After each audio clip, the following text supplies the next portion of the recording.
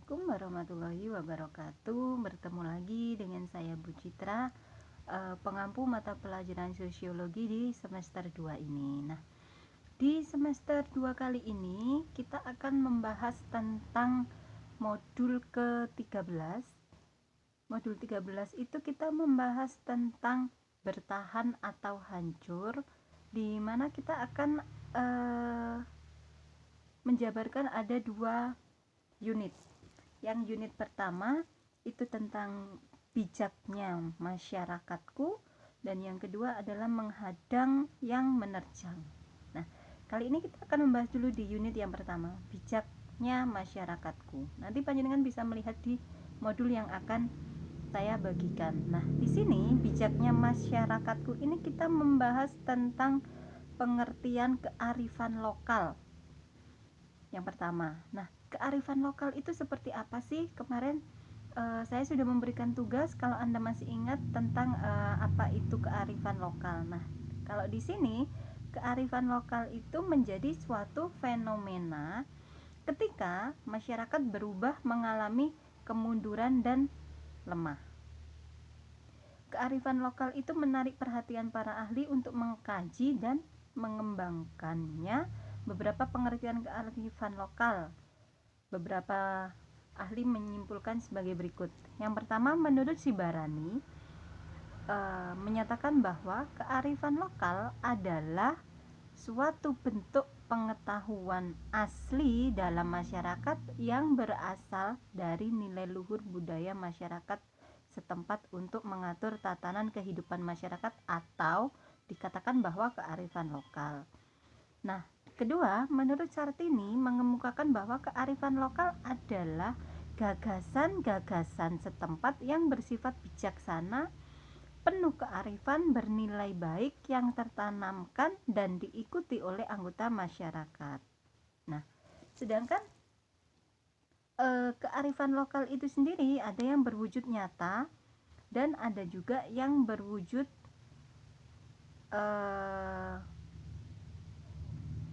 tidak nyata. Contohnya, kearifan yang berwujud nyata antara lain bentuk kearifan lokal ada yang dapat langsung dikenali karena sifatnya yang nyata atau nampak dengan indera. Kearifan lokal itu berwujud nyata meliputi tekstual. Tekstual itu apa? Tekstual adalah beberapa jenis kearifan lokal seperti sistem nilai, tata cara, ketentuan khusus yang dituangkan ke dalam bentuk catatan tertulis, seperti yang ditemukan dalam kitab tradisional, contohnya primbon, kalender, dan prasi atau budaya tulis di atas lembaran daun lontar. Nah, contohnya adalah prasi secara fisik terdiri atas bagian tulisan, naskah cerita, dan gambar atau gambar ilustrasi. Kemudian yang kedua, bangunan atau arsitektural. Banyak bangunan-bangunan tradisional yang merupakan cerminan dari bentuk kearifan lokal, seperti bangunan rumah rakyat di Bengkulu. Nah, bangunan rumah rakyat ini merupakan bangunan rumah tinggal yang dibangun dan digunakan oleh sebagian besar masyarakat dengan mengacu pada rumah ketua adat.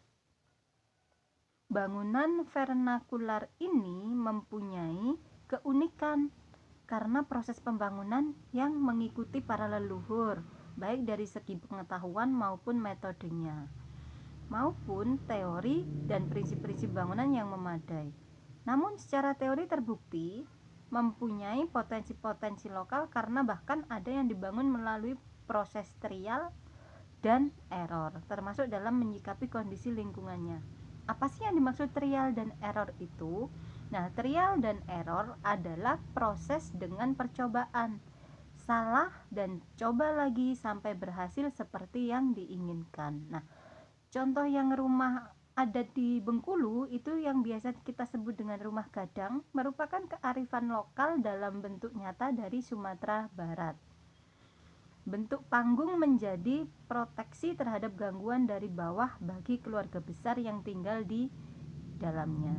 Kemudian yang C, benda cagar budaya atau tradisional, atau bisa disebut juga sebagai karya seni. Nah, karya seni itu misalnya apa sih? Keris, batik, dan yang lainnya. Nah, banyak benda-benda cagar budaya yang merupakan salah satu bentuk kearifan lokal. Contohnya keris tadi itu. Nah, keris ini merupakan salah satu bentuk warisan budaya yang sangat penting. Organisasi bidang pencaharian mereka pada umumnya adalah bertani atau bercocok tanam. Nah, seluruh masyarakat di Baduy contohnya belajar untuk bekerja di pertanian sesuai dengan aturan yang telah ditentukan. Di Baduy terdapat aturan dalam pertanian yang diikuti oleh masyarakatnya. Ada waktu di mana mereka harus mengolah tanah, menanam maupun memanen hasil pertaniannya. Nah, sistem pertanian di sana itu dilakukan dengan sistem berladang dan berkebun. Pada masa di mana mereka tidak bekerja di ladang, suku Baduy yang laki-laki itu bekerja di hutan untuk berburu dan memanen madu. Sementara Baduy wanita bekerja menenun di rumah untuk membuat baju, selendang, sarung, serta kerajinan tangan yang lainnya, seperti tas atau dompet. Kemudian kalau tipe kearifan lokal, yaitu tipe kearifan lokal itu ada beberapa. Yang pertama, kearifan lokal dalam hubungan dengan makanan. Nah, di sini khusus berhubungan dengan lingkungan setempat, dicocokkan dengan iklim dan bahan makanan pokok setempat. Contohnya, sasi laut di Maluku dan beberapa tempat lain sebagai bagian dari kearifan lokal dengan tujuan agar sumber pangan dapat tetap terjaga. Ribuan warga berebutan menangkap ikan lompa di Sungai Learisakayeli. Itu salah satu contohnya. Nah, yang ketiga, kearifan lokal dalam bentuk hubungan dengan sistem produksi. Tentu saja berkaitan dengan sistem produksi lokal yang tradisional. Sebagai contohnya itu subak di Bali. Di Maluku juga ada namanya masohi untuk membuka lahan pertanian. Nah, nanti untuk subak sendiri panjenengan bisa baca di halaman 10, di modul halaman 10. Kemudian yang kedua, ada kearifan lokal yang tidak berwujud. Nah, tadi kan kearifan lokal yang nyata. Nah, sekarang kearifan yang tidak berwujud. Kearifan yang tidak berwujud itu seperti petuah yang disampaikan secara verbal dan turun-temurun, yang biasanya dapat berupa nyanyian dan kidung yang mengandung nilai ajaran tradisional. Melalui petuah atau bentuk kearifan lokal yang tidak berwujud lainnya, nilai sosial disampaikan secara verbal dari generasi ke generasi. Kalau di Jawa biasanya petuah ini atau nyanyian atau kidung itu contohnya adalah lagu Lir Ilir atau Padang Bulan. Itu bisa juga disebut kearifan lokal yang tidak berwujud. Kita lanjutkan ke tipe kearifan lokal. Tipe kearifan lokal ini seperti yang tadi saya sebutkan, tipe kearifan lokal itu ada tipe kearifan lokal berhubungan dengan makanan. Yang khusus berhubungan dengan makanan tadi itu disesuaikan dengan iklim dan bahan makanan pokok setempat tadi. Kemudian ada juga kearifan lokal dalam hubungan dengan pengobatan. Untuk pencegahan dan pengobatan, contohnya masing-masing daerah itu memiliki tanaman obat tradisional dengan khasiat yang berbeda-beda. Contohnya kalau di Jawa adalah jamu. Nah, ada banyak macam jamu dan juga manfaatnya. Itu adalah contoh kearifan lokal yang berhubungan dengan pengobatan. Kemudian yang ketiga, kearifan lokal yang berhubungan dengan sistem produksi seperti tadi yang saya sampaikan, contohnya ada subak di Bali, atau di Maluku juga ada masohi yang untuk membuka lahan pertanian tadi itu. Nah, kemudian yang keempat, ada kearifan lokal dalam hubungan dengan perumahan. Nah, perumahan juga sama dengan makanan, disesuaikan dengan iklim dan bahan baku yang tersedia di wilayah tersebut. Contohnya rumah orang Timor dan rumah yang terbuat dari gaba-gaba di Ambon. Nah, jadi kearifan lokal itu seperti ciri khas daerah masing-masing yang disesuaikan dengan kondisi dan keadaan di lingkungan setempat, bahkan terhadap makanan, terhadap tempat tinggal, mata pencaharian, dan juga bentuk rumah. Kemudian yang kelima, ada juga kearifan lokal dalam hubungan dengan pakaian. Nah, kembali lagi dengan pakaian di sini disesuaikan dengan iklim dan bahan baku yang tersedia di wilayah itu. Contohnya, pakaian adat Kalimantan Barat itu seperti apa? Pakaian adat Jawa Timur itu seperti apa? Begitu. Kemudian, jadi nanti Anda bisa pelajari sendiri, ada di halaman 14, 15, 16. Ini ada kearifan lokal dalam hubungan sesama manusia. Sistem pengetahuan lokal sebagai hasil interaksi terus-menerus yang terbangun karena kebutuhan-kebutuhan di atas. Contohnya, budaya hubungan Pela di Maluku yang berhubungan dengan kebutuhan-kebutuhan pangan, perumahan, sistem produksi, dan lain sebagainya. Untuk lebih jelasnya, jenengan nanti bisa baca di budaya Pela Gendong sebagai bingkai pemersatu di halaman 16. Nah, kita lanjutkan lagi ke fungsi kearifan lokal. Fungsi kearifan lokal itu apa sih sebenarnya? Nah, kearifan lokal sendiri memiliki banyak fungsi dari bentuk-bentuk kearifan lokal yang ada dalam masyarakat. Dapat berupa nilai, norma, kepercayaan, dan aturan-aturan khusus. Bentuk yang bermacam-macam ini mengakibatkan fungsi kearifan lokal menjadi bermacam-macam pula. Tapi dewasa ini, kearifan lokal itu menghadapi tantangan-tantangan yang mengancam keberadaan dan kelestariannya.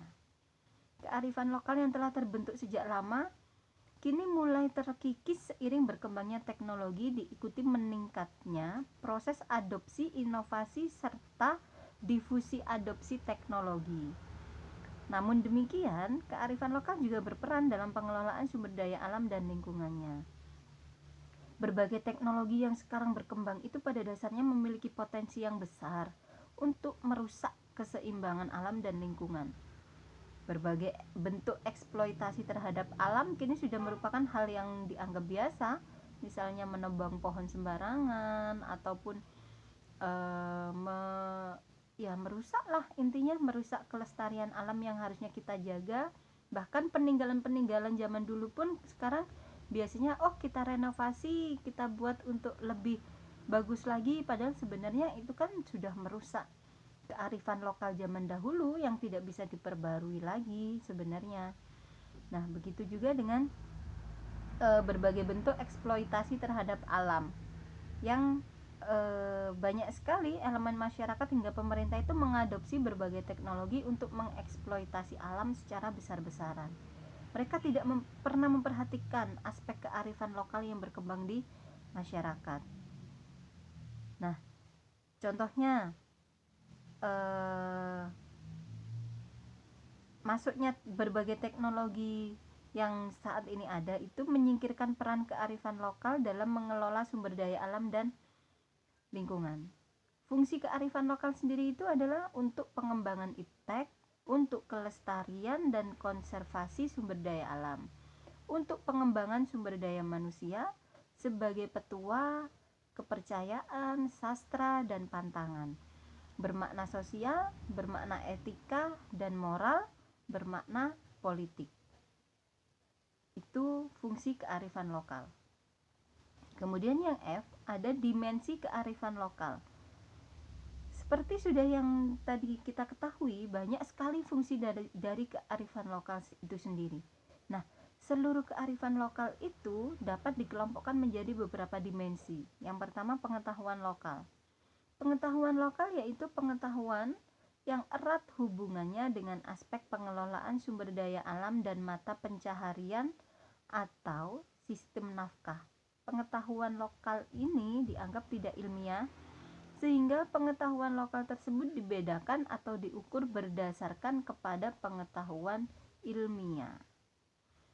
Nah, titik temu antara pengetahuan lokal yang tidak ilmiah dan yang ilmiah tersebut, keduanya ini berada pada bagaimana cara memahami dunianya masing-masing. Jadi setiap masyarakat itu dimanapun berada, baik di desa maupun pedalaman, selalu memiliki pengetahuan lokal yang terkait dengan lingkungan hidupnya. Pengetahuan lokal terkait dengan perubahan dan siklus iklim, kemarau, dan penghujan, jenis-jenis flora dan fauna, dan kondisi geografi. Setiap masyarakat dimanapun berada, baik di pedesaan maupun di pedalaman, selalu memiliki pengetahuan lokal yang terkait dengan lingkungan hidupnya. Pengetahuan lokal itu terdiri dari perubahan dan siklus iklim, kemarau, dan penghujan, jenis-jenis fauna dan flora, dan kondisi geografi, demografi, dan sosiografi. Nah, contohnya di sini adalah kearifan lokal petani Magetan yang memakai burung hantu untuk membasmi hama tikus. Nah, di sini nampak bahwa kesulitan atau permasalahan dalam kehidupan itu dapat diatasi dengan kearifan lokal. Masyarakat memperoleh nilai guna melalui aktivitas pemeliharaan burung hantu. Di samping melestarikan burung hantu yang juga hampir punah, masyarakat juga menjaga kondisi tanah agar tidak teracuni oleh pestisida saat membasmi tikus. Hasil panen pun menjadi meningkat, yang berarti meningkat pula kesejahteraan masyarakat. Di samping itu, yang tidak kalah pentingnya bahwa kearifan lokal ini menjadi potensi objek wisata dan penelitian untuk pengembangan ilmu pengetahuan. Yang berikutnya adalah nilai lokal. Kebiasaan-kebiasaan yang berada dan dilaksanakan oleh masyarakat merupakan bukti bahwa dalam kehidupan bermasyarakat terdapat budaya yang mengikat, yang bertujuan untuk memenuhi kepentingan bersama. Dalam budaya tersebut terdapat nilai-nilai yang senantiasa menunjang tercapainya kebutuhan dan kepentingan masyarakat. Oleh karena itu, agar nilai-nilai yang terdapat dalam budaya dapat terinternalisasi dalam kehidupan masyarakat, maka diperlukan usaha dalam membentuk atau membuat transformasi nilai-nilai budaya kepada masyarakat agar masyarakat itu dapat mempertahankan dan melaksanakan nilai-nilai budaya tersebut. Nah, contohnya dari segi gotong royong. Gotong royong memindahkan rumah yang menjadi tradisi masyarakat Bugis Baruku. Nah, kemudian juga di sini yang dimaksud dengan gotong royong itu kan bersama-sama memindahkan rumah yang sudah menjadi tradisi di masyarakat Baruku, Kecamatan Pituriasi. Untuk mengatur kehidupan bersama antara warga masyarakat, maka setiap masyarakat itu memiliki aturan atau nilai-nilai lokal yang ditaati dan disepakati bersama oleh semua anggota masyarakatnya. Nah, nilai-nilai ini biasanya mengatur hubungan manusia atau hubungan antar sesama manusia, nilai hubungan manusia dengan alam, dan manusia dengan Tuhan.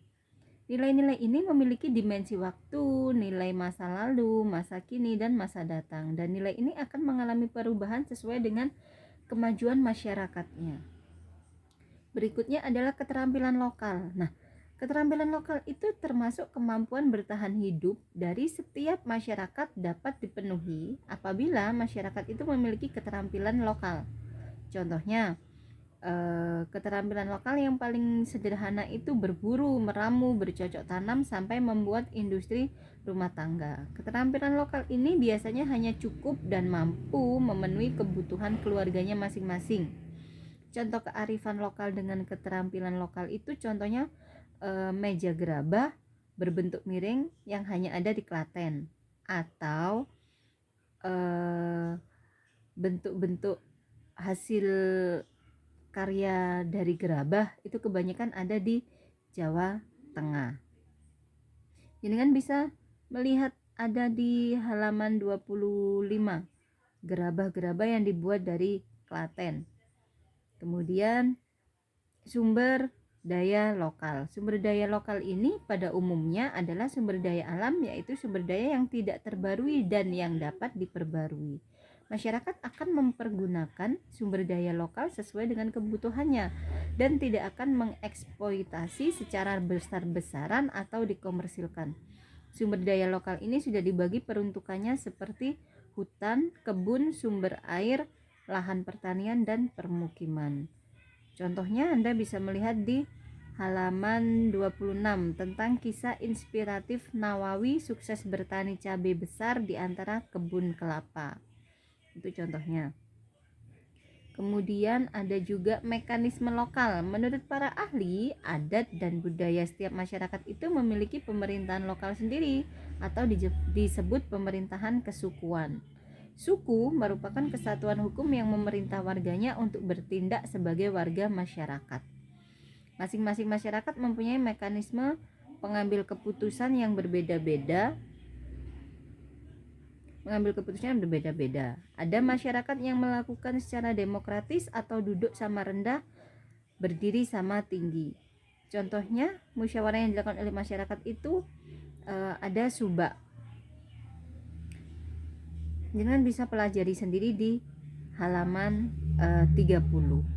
Ini untuk pembahasan di unit 1 dan tugasnya adalah silakan mengidentifikasi kearifan lokal di masyarakat. Apabila Anda mencari kearifan lokal di masyarakat itu agak kesulitan, panjenengan bisa mencari melalui Google wujud kearifan lokal di daerah, misalnya di daerah Jawa Timur.